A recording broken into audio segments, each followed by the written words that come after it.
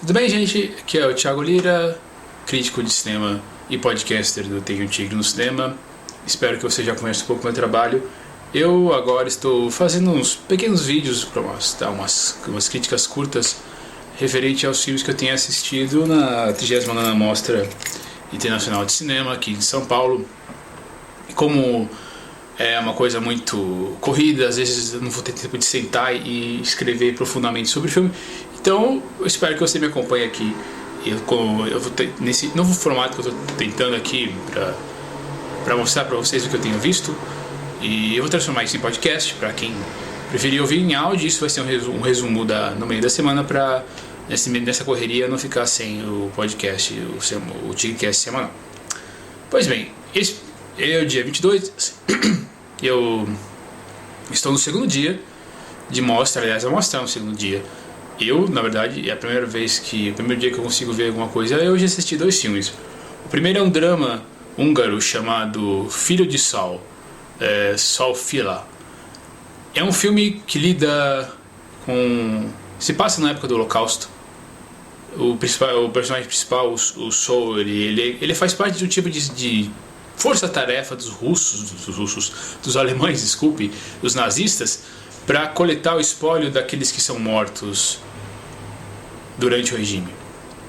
É um filme muito pesado e mas ao mesmo tempo é um ótimo filme. Foi muito bom ter começado a mostra com esse filmaço.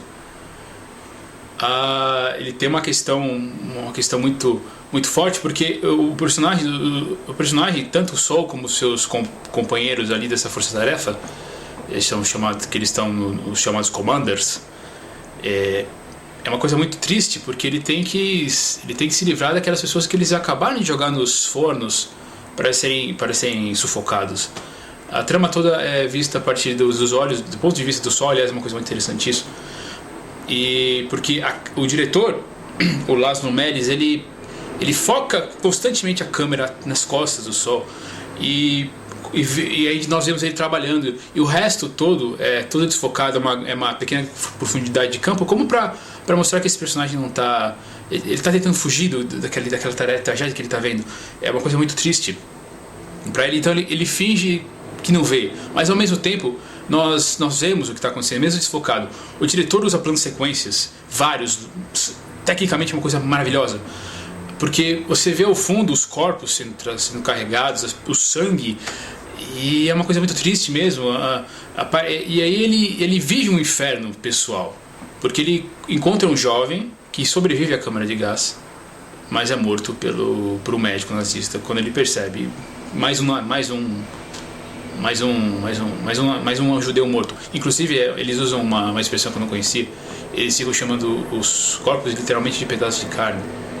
E nesses planos de sequência nós vemos tudo o que essas pessoas, esses commanders, faziam. Então tem determinada hora que o diretor nos leva por trás das costas do Sol, e aí nós vemos as coisas que eles fazem. Então ele carregando os corpos, como já falei, limpando o sangue que está nas paredes e no chão de todos os fornos, eles tirando dos bolsos das pessoas que foram enganadas até os fornos para coletar ouro, qualquer coisa que os judeus tinham ali nos bolsos. Ele é muito, muito pesado mesmo, ao mesmo tempo que faz você refletir. É uma coisa muito recente, né? A gente já falou isso, eu já deve ter falado isso alguma vez nos podcasts, que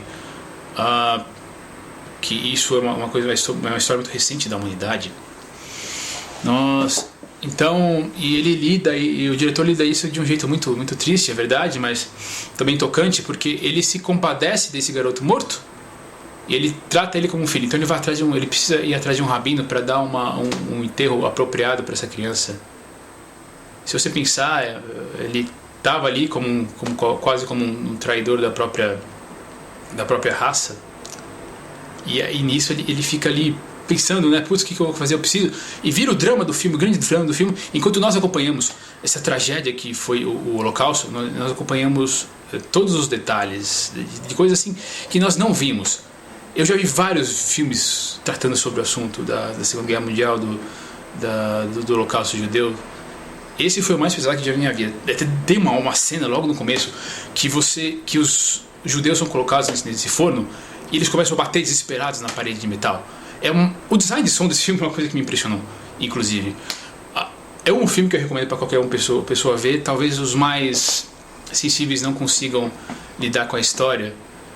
E apesar de ser um filme muito bom, uma nota 10 dessa 29ª mostra. Eu não sei se o filme vai estrear comercialmente, mas eu não pretendo ver esse filme tão cedo, porque mexeu muito comigo. Eu não tenho nenhum parente, não conheço ninguém que sofreu com isso, mas a empatia que o diretor me passou, putz, foi na estratosfera. Bom, e o segundo filme que eu assisti foi um francês chamado É o Amor, C'est l'amour, do diretor Paul Vecali. Esse provavelmente vai passar no Brasil comercialmente, é distribuído pela Supumangã, tanto que a cópia que foi passada no cinema já estava legendada eletronicamente, diferente daqueles filmes que tem legenda em inglês eletrônica e embaixo é só em português. Bom, esse filme já não me impressionou tanto. Eu sou um fã de cinema francês, apesar de não escrever muito sobre o assunto no site. Ele trata sobre o amor mesmo, e ele basicamente passa entre dois núcleos, dois casais. É um casal tradicional, um homem e uma mulher, e o outro um outro homossexual. Na verdade, o filme tem algumas coisas engraçadas. Você vai dar, eu dei umas risadas assim, mas tem algumas decisões do diretor que me incomodam, esteticamente falando. Na primeira cena nós conhecemos o personagem masculino, que não guardei o nome. Ele chega em casa, começa a discutir com a mulher sobre ele trabalhando muito, todos os problemas que os dois têm como um casal.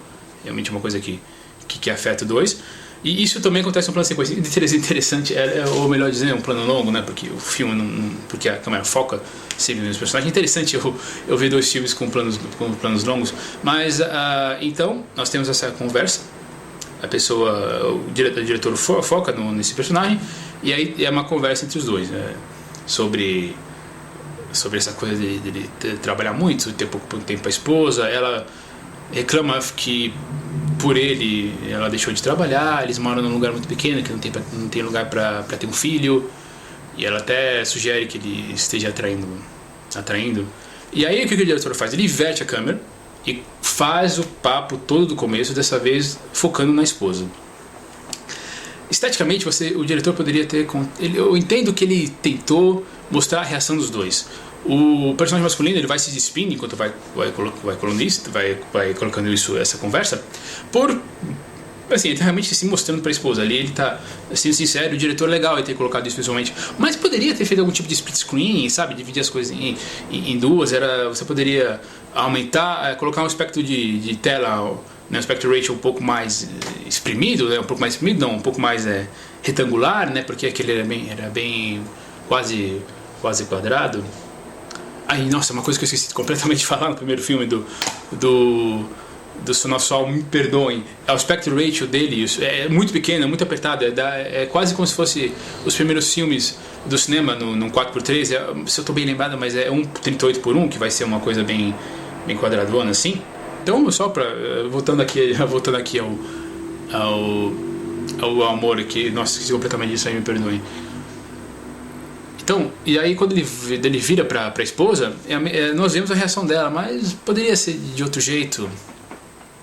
Se fosse alguma coisa assim, por exemplo, como vou dizer assim, se de repente o foco, se o que a gente está vendo é o olhar do personagem masculino, ele se virasse como, olha, não estou olhando para você, mas não, ele fica na esposa, não me agradou. Mas sim, tem boas piadas, e daí tem umas relações, a relação entre o ator, outra relação que é entre ator e um ex-militar que agora é dono de uma vinícola, também é bem interessante, porque ele é claramente um homem muito mais velho do que o ator, e aí é uma relação nova, e você até sente quando essas duas histórias se cruzam, que a esposa do primeiro casal se envolve com esse ator, e aí eles têm uma relação quase doentia, porque um pode, de repente, eles se conhecem uma vez só, e um pode viver com o outro, tudo bem,